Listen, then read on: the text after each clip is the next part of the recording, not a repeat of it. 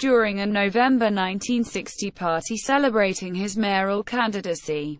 American public intellectual Norman Mailer twice stabbed his wife Adele Morales with a penknife in a drunken altercation, nearly taking her life. The incident, though by many accounts swept under the rug by Mailer and his associates, had a lasting impact on his public and critical legacy and persona. Incident.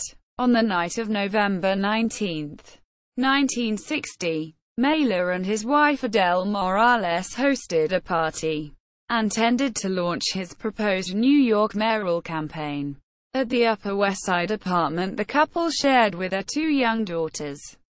Mailer had enlisted his well-connected friend, journalist George Plimpton, to attract figures from the city's power structure. He hoped to unite at his party this elite echelon with the disenfranchised population he saw as his natural constituency. Having written of the courage of hoodlums in his 1957 essay, The White Negro, into a voting base that would propel him to office, though David Rockefeller and the Aga Khan declined the invitation. The party's approximately 200 guests included the poet Allen Ginsberg, as well as several derelicts, cutthroats and bohemians, many of them homeless, whom Mailer had recruited off the street. This produced an atmosphere characterized by later commentators as at best legendarily tetchy, and at worst, the most dangerous evening I've ever spent in my life. From publisher Barney Rossett, a guest at the party. Fights broke out throughout the course of the night and tensions ran high. By some accounts, Norman Mailer at one point divided guests on opposite sides of the room according to whether he considered them for or against him, with a near incoherent Mailer eventually leaving the apartment to seek trouble elsewhere. Morales later recalled that he was down in the sun punching people. He didn't know what his name was. He was so out of it. When Mailer returned at 4:30 a.m. to find all of the guests departed but for the 5 or 6 who remained in the dining room and Morales getting ready for bed, the altercation broke out. The enraged Mailer burst into the room and Morales taunted his heterosexual masculinity and made a disparaging reference to his mistress. Mailer rushed at her, stabbing her with a rusty 2.5-inch penknife, once in the back and once through her breast, puncturing her cardiac sac and narrowly missing her heart. Mailer addressed the shocked guests standing over Morales' prostrate body, saying, "Don't touch her. Let the bitch die." Morales was rushed downstairs to the apartment of novelist Doc Hume and from there in a taxicab to University Hospital for emergency surgery. Aftermath. While she remained in critical condition, Morales initially told doctors that she had fallen on some glass, denying any wrongdoing on the part of Mailer, who had come to the hospital later that night to lecture Adele's surgeon on the likely dimensions of her wound. Mailer appeared the next day in a scheduled interview on The Mike Wallace Show, where he spoke of the knife as a symbol of manhood and continued to plug his mayoral bid. 2 days later, in the hospital's intensive care unit, Morales admitted to police that Mailer had stabbed her. He was arrested at the hospital and involuntarily committed for 17 days to Bellevue Hospital for psychiatric evaluation by a judge, who pronounced him both homicidal and suicidal.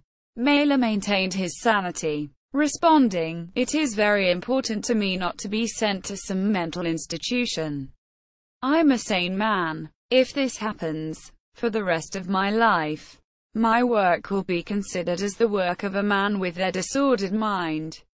Though Morales divorced him in 1962, she refused to press charges, citing a desire to protect their children.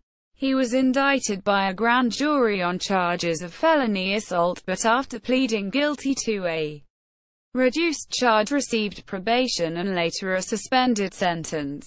Public and critical reaction. The reaction to the incident in the literary community to which Mailer and Morales belonged has been judged by many observers to be remarkably mild.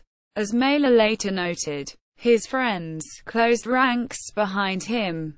He remarked to New York Magazine in 1983 that the reactions were subtle as hell. 5 degrees less warmth than I was accustomed to.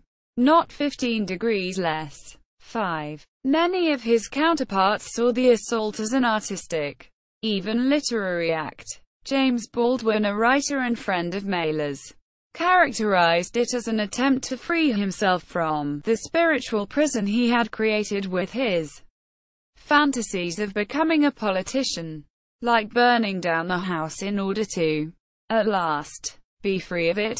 Diana Trilling later recalled being told by her husband, critic Lionel Trilling, that the stabbing was a Dostoevskian ploy, allowing Mailer to test the limits of evil in himself. Quote, "The attack was, according to many observers, entirely consistent with Mailer's public image, founded on bombastic machismo and an existentially tinged inclination toward norm-defying violence." The incident quickly became a focal point for criticism for Mailer's feminist contemporaries, particularly feminist writer Kate Millett in her 1970 work Sexual Politics, who paralleled the attack with themes of sexual violence they found throughout his work. 9 years later, Mailer launched a second mayoral campaign, received 5% of the votes cast and enjoyed the foundational support of prominent feminists Bella Abzug and Gloria Steinem. Mailer long remained publicly blasé about the assault. In 1971 he made a dismissive remark during his appearance on The Dick Cavett Show. "We all know that I stabbed my wife many years ago. We all know that." Mailer's admission that the stabbing was the one act one can look back on and regret for the rest of my life, in a 2000 interview, 40 years after the fact, marked his first public expression of remorse.